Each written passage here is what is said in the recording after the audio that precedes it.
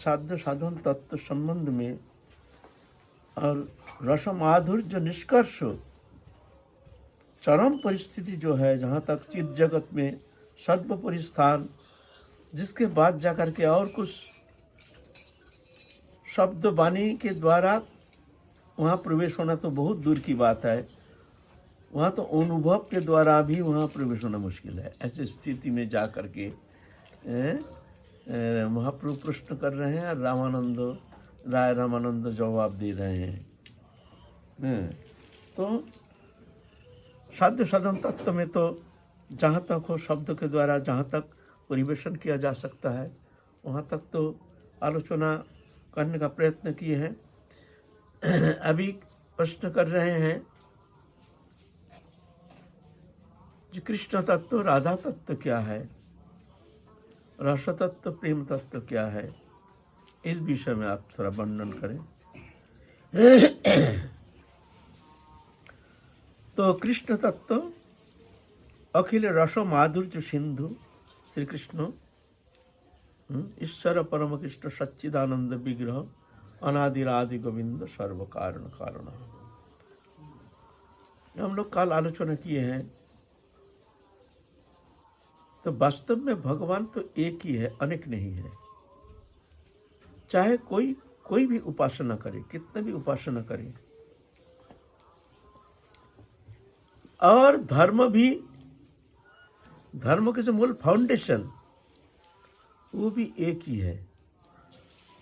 आज थोड़ा सा इस विषय में थोड़ा सा आलोकपात करने का चेष्टा कर रहे हैं, क्योंकि अभी वर्तमान विश्व में धर्म की परिस्थिति जो विभ्रांति हो रही है, वास्तव में धर्म का जो मूल जो स्वरूप है उसको भूल करके विपदगामी हो करके धर्म में ऐसे देश विदेश विभेद पैदा करके आपस में लड़ने के लिए तैयार हो रहे हैं। ये बहुत दयनीय स्थिति, बहुत लज्जा की विषय है धर्म के नाम पर इस तरह से होना।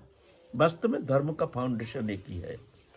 मान लीजिए एक पेड़ है, पेड़ का जड़ जो है वो एक ही है ना, फिर ऊपर उठ जाता है, ऊपर उठ करके शाखा प्रशाखा ऐसा होता है ना।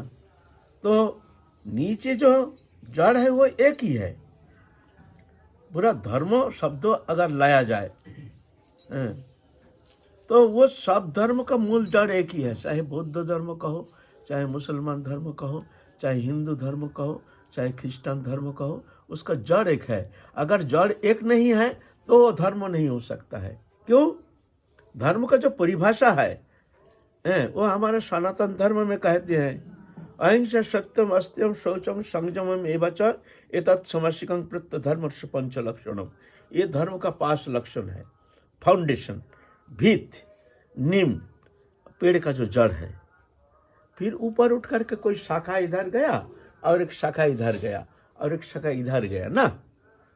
अब मान लीजिए इस शाखा में जो बैठे हैं वो कहते हैं हम तुम्हारी शाखा अलग है, हमारी शाखा अलग है। चिंता की विषय है ना। पेड़ का मान लो कई शाखा, मूल शाखा जो बड़ी बड़ी शाखा गया है। अब इधर शाखा में कोई बैठा है, वो कहते हैं तुम्हारा शाखा अलग है, ये कहते हैं हमारा शाखा अलग है। इधर एक जन बैठा है शाखा में, वो कहते हैं हमारा शाखा अलग है। तुम में हम में कोई ये एकता है नहीं, भिन्नता है, क्योंकि तुम एक शाखा है, हम एक शाखा है। लेकिन ये नहीं चिंता करते जड़ एक है। हम जो बैठे उसका जड़ एक है, फाउंडेशन एक है ना। वो शाखा में बैठ करके हम विभेद पैदा करके, धर्म के अंदर विद्वेष पैदा करके, धर्म के अंदर हिंसा पैदा करके आपस में लड़ रहे हैं, पूरा विश्व को विक्षेप की तरफ ले जा रहे हैं, एक संघर्ष की तरफ पहुंचाने के लिए तैयार हो रहे हैं। माने धर्म की गति जो है, धर्म के जो मूल फाउंडेशन है, उसको ना समझने के कारण ये विभ्रांति पैदा हो रहा है। कोई भी धर्म अपनाए, लेकिन एक बात सत्य है, ईश्वर एक है। वो ईश्वर को हम ईश्वर कहते हैं, कोई अल्लाह कहते हैं, कोई खुदा कहते हैं, तो कोई गॉड कहते हैं, कोई कुछ भी कहते हैं, लेकिन वो एक ही जन है। ईश्वर 10 नहीं है, अनंत कोटि ब्रह्म मत्त अपरतरंग, गीता में उसका सार कहती है, मत्त अपरतरंग नान्यत किंचिदस्ति धनंजय मयि सर्वमिदं प्रोक्तं सूत्रे मुनिगणैव। हमसे परे और कोई तत्व है ही नहीं। मत्त परतरंग नान्यत, सब वस्तु पदार्थ में सब मेरा ही सत्ता है। मेरा सत्ता छोड़ के द्वितीय कोई सत्ता अस्तित्व है ही नहीं। हम कृष्ण कहते हैं, तुम कुछ कहो, लेकिन है एक ही जन, एक ही व्यक्ति है, भगवान 10 नहीं है। एकम एवं अद्वितीयम, हमारा वेद जो कहते हैं, एकम। अगर जहाँ भेद आए वहाँ तो माना जाएगा ये ठीक है, धर्म ठीक, इसकी गति ठीक नहीं है, इसका फाउंडेशन ठीक नहीं है। जहाँ हिंसा हो वहाँ क्या? जहाँ हिंसा है वहाँ धर्म नहीं है, जहाँ धर्म है वहाँ हिंसा नहीं है। दोनों का कोई तालमेल है नहीं। हिंसा तो स्थान ही नहीं है, तो पशु प्रवृत्ति है। लेकिन धर्म तो बहुत निर्मल है। अहिंसा सत्यम अस्त्यम शौचम, अहिंसा सत्यम अस्त्यम शौचम संयमम एवच एतत् समसिकं प्रोक्त धर्मस्य पंच लक्षणम। ये धर्म का 5 लक्षण है, 5 लक्षण है। इस लक्षण के द्वारा जाना जाएगा जो धर्म है कि नहीं। ये 5 जहां नहीं है वहां धर्म कहा नहीं जाएगा। उसको कोई मतवाद कह सकती हैं आप जी, ये मतवाद है, मतवाद माना जाएगा, लेकिन धर्म नहीं। लेकिन जिस धर्म में हिंसा को ही धर्म मान लिया गया हो, ये तो भ्रमित है। विभेद तो आएगा। वो भ्रमित हो रहे हैं, वो भ्रमित जानते नहीं है, धर्म का पंथा को जानते नहीं है, धर्म का मूल स्वरूप को जानते नहीं है। वो निर्मल है, वो सुंदर है, वो सच्च है, वो बड़े हृदय के ग्रंथि को खोल देता है। वो वस्तु सब एक ही सत्ता है, सबके अंदर वही सत्ता विराजमान है, अलग कोई सत्ता है ही नहीं। एक पक्ष हिंसात्मक हो तो दूसरा पक्ष तो अपने आप हिंसा करने के लिए मजबूर होगा। वो तो अज्ञानता वो तो अलग स्थिति है। हम धर्म की लक्षण संबंध में कह रहे हैं, बाकी क्या हो रहा ये आप ही समझ लीजिए। अगर समझ में आ जाए तो जा करके ये भेद बुद्धि आपके भीतर से हट जाएगा। जब तक ये भेद बुद्धि नहीं हटेगा तब तक जा करके हम ठीक सही मार्ग में हम चल नहीं पाएंगे, पहुँच नहीं पाएंगे। अहिंसा सत्यम अस्त्यम शौचम संयमम एवच एतत् समसिकं प्रोक्त धर्मस्य पंचलक्षणम। ये हमारे मनु संहिता कहते हैं। हमारे गीता क्या कहते हैं, भक्ति योग में कहते हैं, अद्वेष्ट सर्वभूतानां मैत्र करुण एवच निर्मम निराहंकार समदुःख सुखक्षमी संतुष्ट सततंग जोगी यथात्म दृढ़ निश्चय मयि अर्पित मनोबुद्धिर जो मद भक्त समय प्रिय।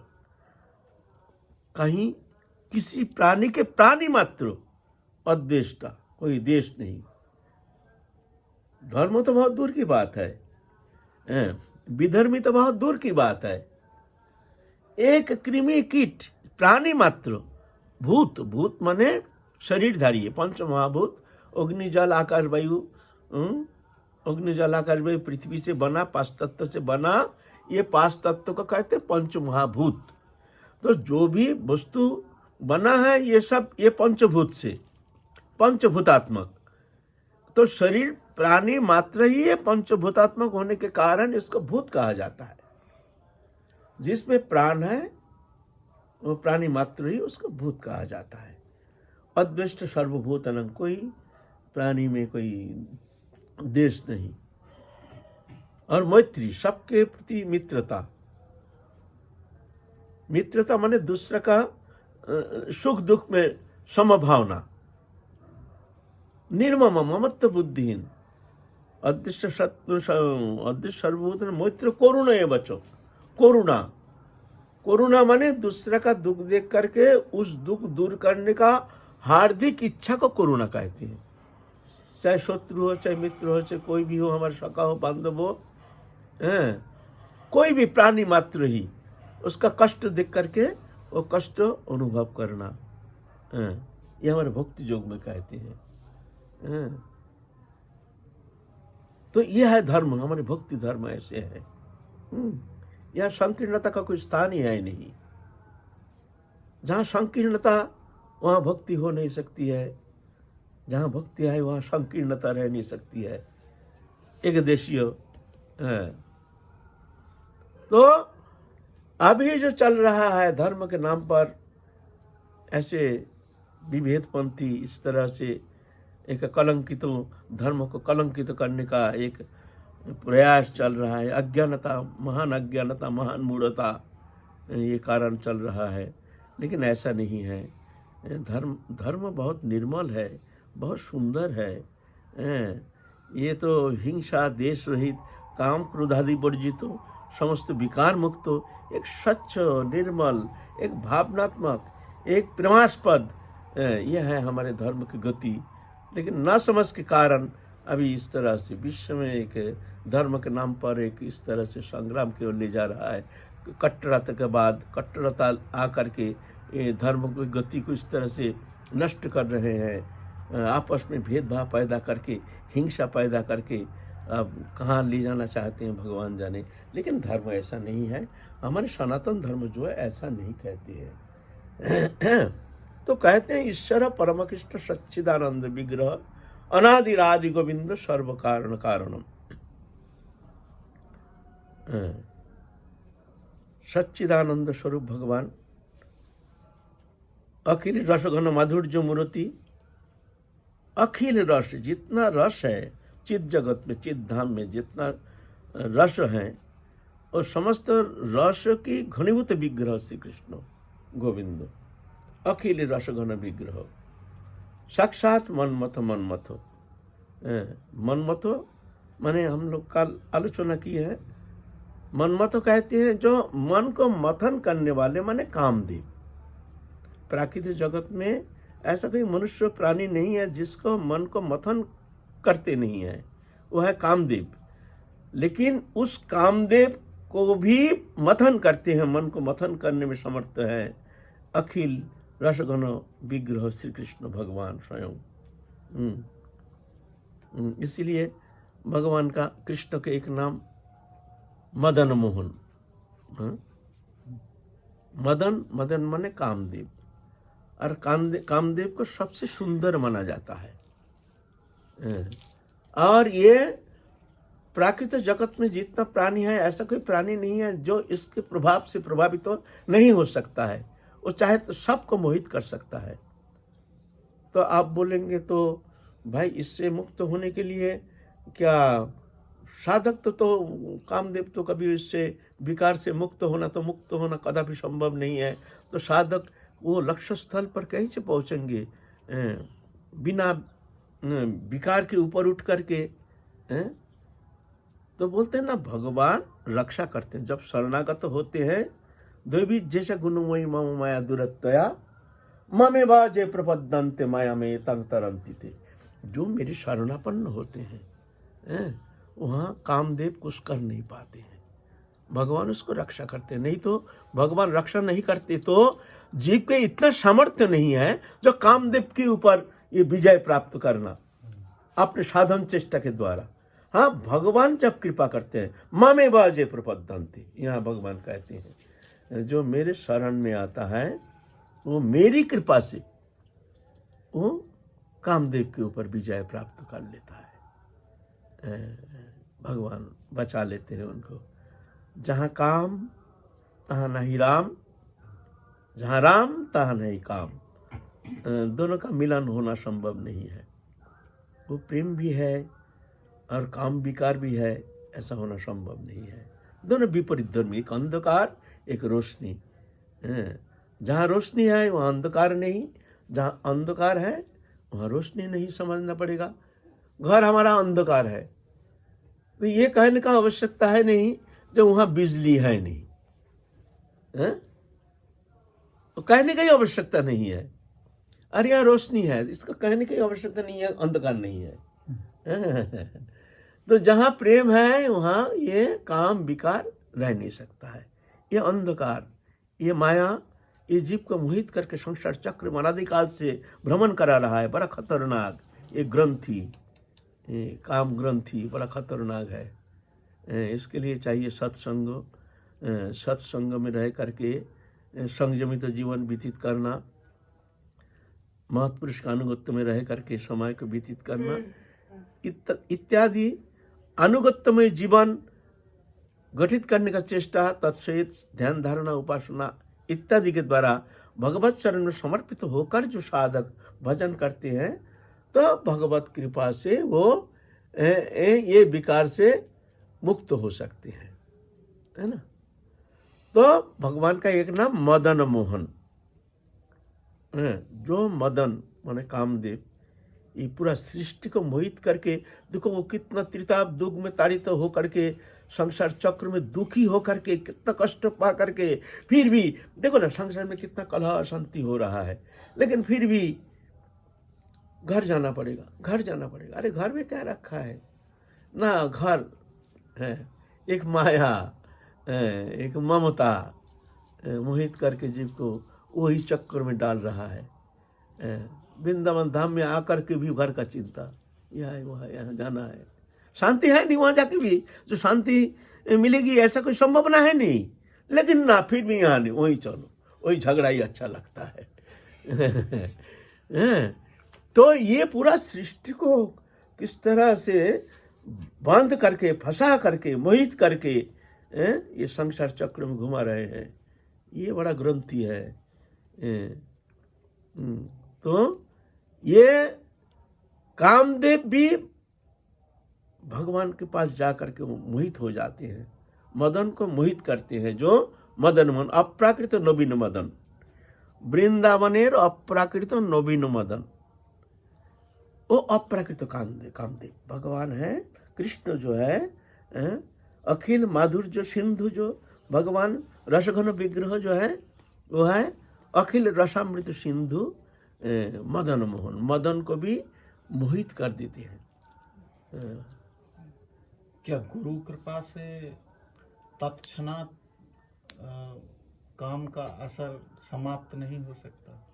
देखो इतना जल्दी तो होना संभव नहीं है, क्योंकि फट करके बिना चेष्टा से, बिना कष्ट से, बिना साधना से कोई भी वस्तु प्राप्त करने से उस वस्तु का महिमा ज्ञान होता नहीं है, घमंड हो जाता है बीच में।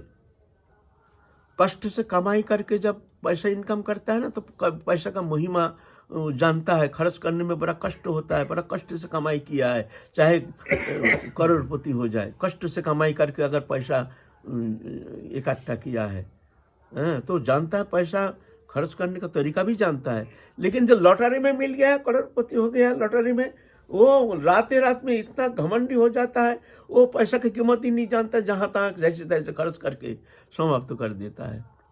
बिना चेष्टा, बिना कष्ट से जो वस्तु प्राप्ति होती है, वो वस्तु का महिमा ज्ञान उसका होता नहीं है। ये तो इसीलिए भगवान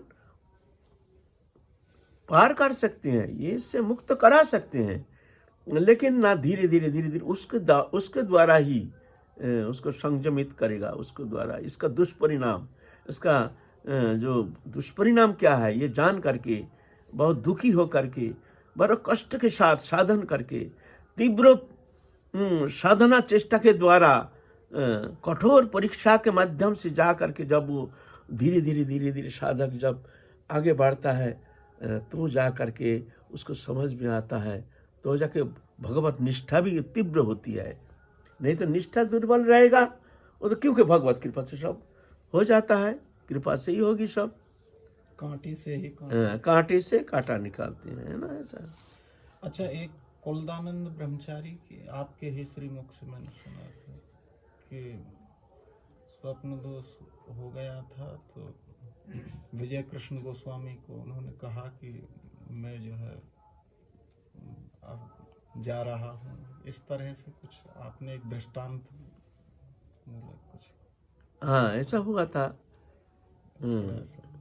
ऐसा हुआ था। कुलदान प्रसंगांतर में आ गया।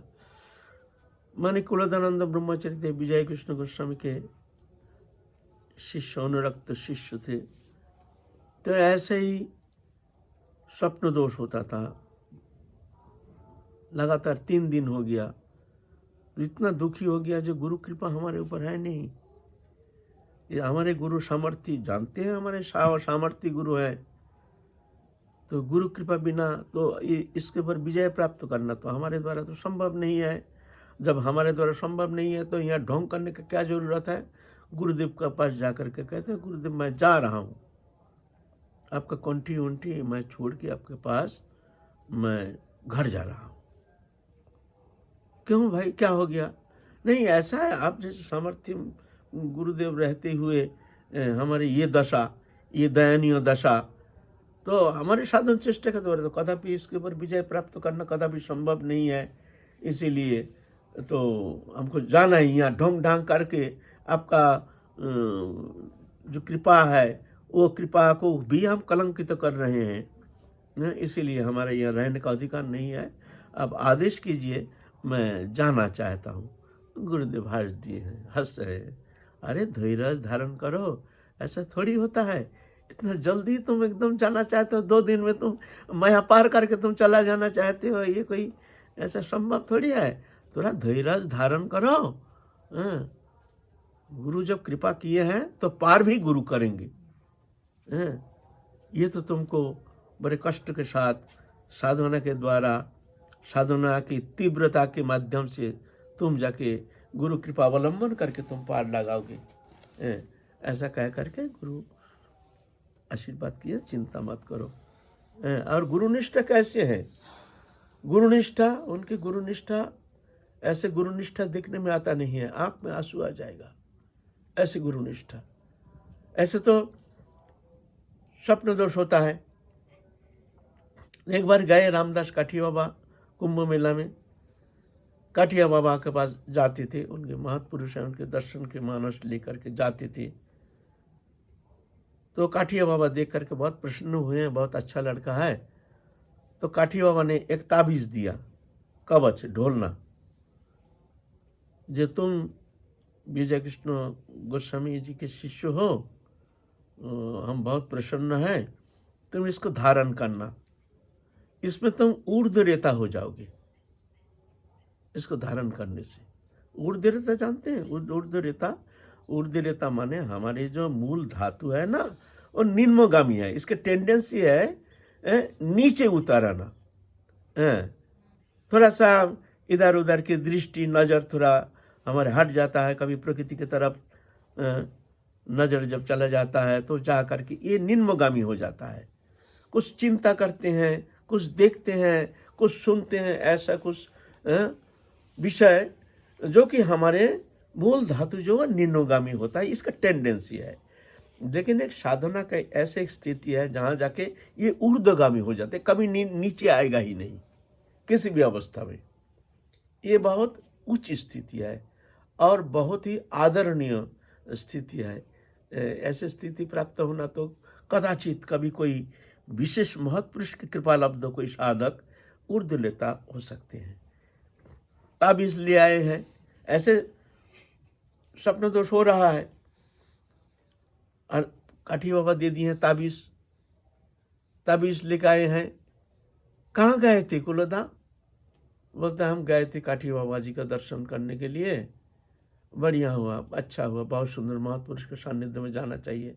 बोलते हैं गुरुदेव हमको बाबा ने एक ताबीज दिया है।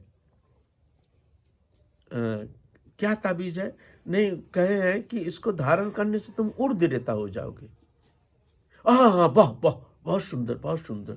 ये ऐसे देखो, ऐसे महत्पुरुष की कृपा प्राप्त करना कोई साधारण बात है? खूब खूब सुंदर, बहुत सुंदर, बहुत सुंदर।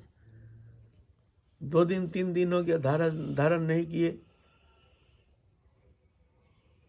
तो गुरुदेव एक दिन पूछ रहे हैं, कुलदा तुमने वो धारण किया? बोलते नहीं गुरुदेव धारण। अरे क्यों नहीं धारण किया? अरे ऐसे महापुरुष तुमको दिया है, तुमने धारण नहीं किया? ऐसे दुर्लभ स्थिति होना ये कि साधारण भाग्य से ऐसा थोड़ी होता है। तो कहते हैं गुरुदेव आपकी कृपा से जो मिलना है हमको मिलेगा, अवश्य मिलेगा। ये हमारा और किसी के प्रति कोई भरोसा विश्वास है नहीं, बोल करके ताबीज को गंगा में फेंक दिया। देखिए कैसे गुरुनिष्ठा, परीक्षा करते हैं, परीक्षा करते हैं गुरुदेव। तब न जाकर के वो दुर्लभ वस्तु दुर्लभ स्थिति को प्राप्त करते हैं। हम जैसे तरल दुर्बलता दुर्बल गुरु भक्ति जो गुरु कहते हैं कुछ और सुनते हैं, कुछ करते हैं, कुछ बोलते हैं, कुछ अपने मनमुखी अपना मन जो चाहते हैं ऐसे कर्म करते हैं और हमको परम सिद्धि मिल जाएगी वो आशा लेके हम भजन कर रहे हैं। ऐसा थोड़ी होता है। निष्ठा विश्वास होनी चाहिए, है ना। तो ये मदन जो है, ये कामदेव जो है, ये सबसे प्रतिबंध बाधक है साधक जीवन में। और वो मनमथ वो मनमथ के मन को मथन करते हैं जो मदन मोहन, वो कृष्ण साक्षात अखिल रसराज घनमूर्ति श्री कृष्ण सच्चिदानंद विग्रह, उनके शरण में आने से फिर जाके साधक के लिए और क्या भय रहता है। लेकिन वो शरणागति होना ये साधारण बात थोड़ी है।